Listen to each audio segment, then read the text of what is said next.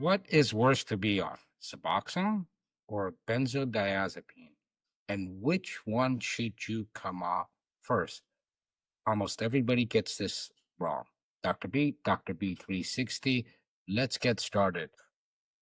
This answer may surprise you, but the way this usually presents itself is okay, you are in recovery or you are not using anymore, you are on medication assisted treatment. And part of that inventory of medications that you're on is Klonopin. This happens to be the case often with my patients. And let's say you're on, I don't know, 16 or 24 milligrams of Suboxone, you're on 2 milligrams of Klonopin. You've been clean for some time now, 6 months, 1 year, 2 years, and life is going well. You have a job, your family's happy with you, your children are happy with you, you're exercising, many things may be going on. And you are very gun ho to get off of meds. And the first thing you always come to me with, or you want to get off of, is your Suboxone. I'm ready to get off of this stuff. And I always slow people down. So let's take a look at this a little bit more closely and think about what it is that I'm saying and what you need to do to be successful in the short term and long term. Again, you're on Suboxone and you are on, let's say, 2 milligrams of Klonopin. You do have a history of severe anxiety. Maybe you also had a history of benzodiazepine abuse, misuse, along with your other addiction issues. It's usually polysubstance nowadays. And like I said, things are going well, but there is an anxiety there and there are issues there still with the anxiety. I always get people wanting to get off of the Suboxone first. And what's really important to understand here for everybody, whether it's other physicians, practitioners, or patients themselves, the reason there is such a knee jerk, rapid, responsive reaction to getting off of Suboxone first is not because Suboxone is the worst of the two drugs, Klonopin versus Suboxone.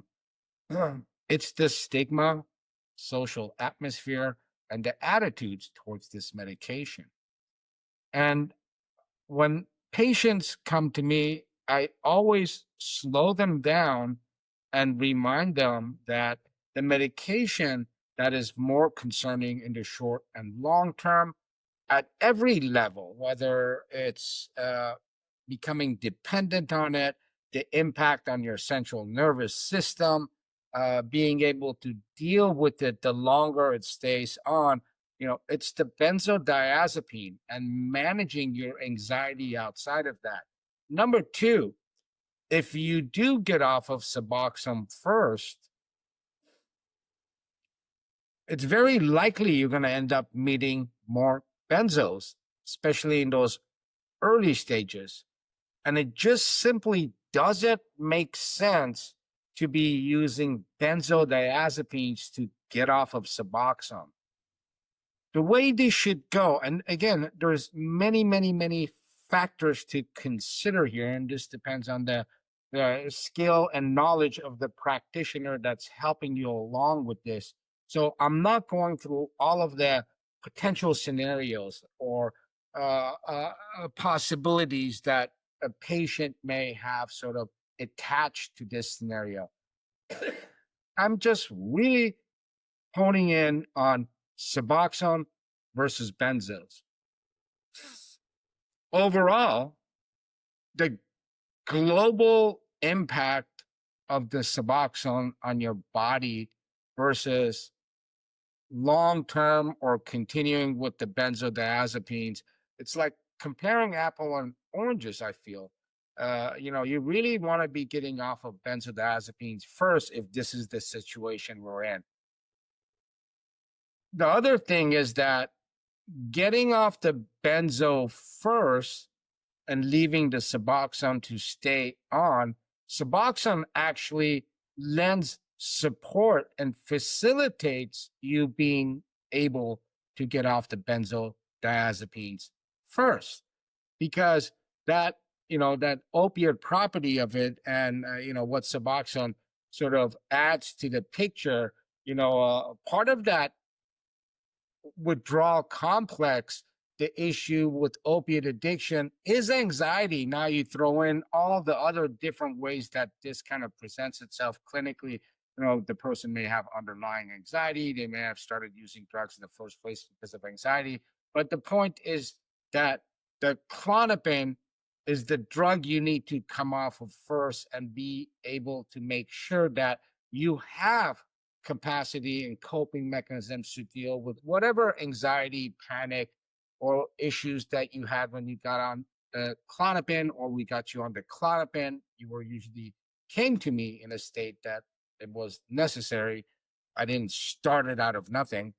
And if we're going to go down that road that I don't want any medications, you will be a lot more successful if you focus on getting off of the benzodiazepine you're on first, utilizing the fact that you're on Suboxone to lend support to have a safe, rational, sober-minded taper off of the Klonopin. And then, if you want, and it's appropriate, and I might disagree, you can work on the medication-assisted treatment, buprenorphine, Suboxone, whatever it is. And this takes on many, many different faces and many different ways it presents itself, right? There's nuances, and the devil is actually in the details particular to each patient. But I've seen this so many times, and I've even seen people coming to me and saying, "Hey, can I have some Xanax while I'm trying to get off of subs?" And the answer is no. No, no. You need Xanax to be getting off subs. You're getting off subs the wrong way, and you're not listening to what I'm trying to tell you. None of these tapers ever, for the most part, should be taxing on the patient. I always try to put it into perspective for patients. Is like, you've been dealing with substance abuse you dealt with it for so many, many, many years, and you have to think of all of this as a marathon, okay? And you have to stop judging the medications. They are inanimate objects, and they are what they are. So if you're going to do this and you've come so far, let's do this right. Slow down, take a deep breath, one step at a time. And between Suboxone versus a benzodiazepine, or buprenorphine versus a benzodiazepine, absolutely 100%, almost every time I'm going to say, let's get off the benzo first. I hope you find this video helpful. Please subscribe, give me a thumbs up. It helps the channel a lot. I can make a lot more videos for you. And if anyone's interested in contacting me, there is a link to a coaching call below. I have limited time every week, and you can utilize that. See you guys next time. Peace.